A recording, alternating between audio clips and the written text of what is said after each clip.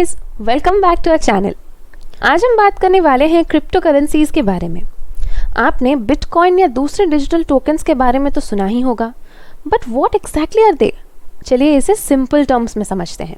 Crypto currencies digital tokens हैं जो लोगों को ऑनलाइन पेमेंट्स डायरेक्टली करने की फैसिलिटीज देती हैं। नेशनल करेंसीज जैसे इंडियन रुपी या यूएस डॉलर के कॉन्ट्रास्ट में इनका कोई लेजिस्लेटेड या इंट्रिंसिक वैल्यू नहीं होता। इनकी वर्थ मार्केट में लोगों की अफोर्डेबिलिटी के ऊपर डिपेंड करता है। Interesting right? उसी के ऊपर थोड़ा और डिटेल में जाने तो क्रिप्टो करेंसीज ने आजकल बहुत अटेंशन गेन किया है, पर यह सिर्फ इसलिए नहीं है क्योंकि ये नए तरीके की पेमेंट्स कराती है, बल्कि इसलिए क्योंकि ये ज़्यादा बज़ स्पेकुलेशन के बारे में है। लोग क्रिप्टो करेंसीज इसलिए खरीदते हैं ताकि प्रॉफिट कमा सकें। इस वजह से प्राइसेस काफ़ी वोलेटाइल हो सकते हैं। फॉर एग्जाम्पल, बिटकॉइन मिड 2021 में अराउंड $30,000 से बढ़कर एंड 2021 तक ऑलमोस्ट $70,000 पहुंच गया। फिर अर्ली 2022 में वापस $35,000 पे आ गया।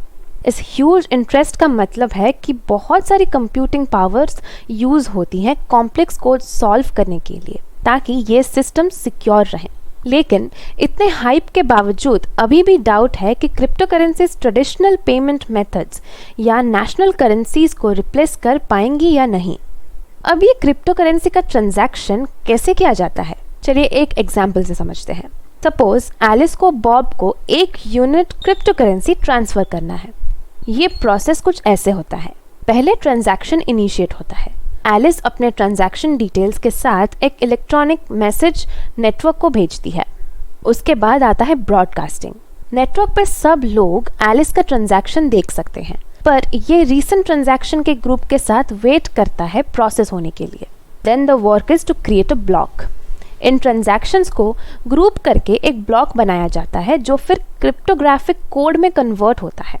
फिर होता है माइनिंग। माइनर्स compete करते हैं इस कोड को सॉल्व करने के लिए। जो पहले सॉल्व करता है वो ब्लॉक को ब्लॉकचेन में ऐड कर देता है। लास्ट स्टेप होता है वैलिडेशन। बाकी यूजर्स सोल्यूशन को चेक करते हैं और वंस वैलिडेटेड एलिस का ट्रांजैक्शन कंफर्म हो जाता है। ये प्रोसेस थोड़ा टाइम लेता है क्योंकि 6 ब्लॉक्स प्रोसेस होने के बाद ही ट्रांजैक्शन सक्सेसफुल माना जाता है। ज़्यादातर लोग ये सोच के कंफ्यूज होते हैं कि क्या क्रिप्टो करेंसी को मनी कंसिडर किया जा सकता है। शॉर्ट आंसर है नहीं। मनी बनने के लिए किसी भी चीज़ का widely accepted means of payment, store of value और यूनिट ऑफ अकाउंट होना ज़रूरी है। क्रिप्टोज वाइडली एक्सेप्टेड नहीं है।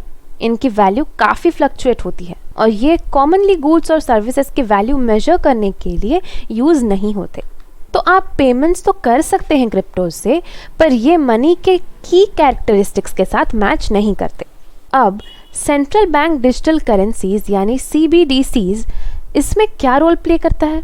इन्हें डिजिटल कैश समझो या सेंट्रल बैंक इशू करता है। क्रिप्टो करेंसीज के कॉन्ट्रास्ट में CBDC का लीगल टेंडर स्टेटस होता है, इसलिए ये वाइडली एक्सेप्टेड है as a means of payment. इसके स्टेबल स्टोर ऑफ वैल्यू और स्टैंडर्ड यूनिट ऑफ अकाउंट भी होते हैं, जैसे फिजिकल कैश या बैंक डिपॉजिट्स। क्रिप्टो करेंसीज की टेक्नोलॉजी कुछ important public policy questions raise करते हैं। इनकी एनोनिमिटी और वर्ल्ड वाइड रीच के वजह से क्रिमिनल एक्टिविटीज़ के यूज़ को लिमिट करना एक कंसर्न बन गया है।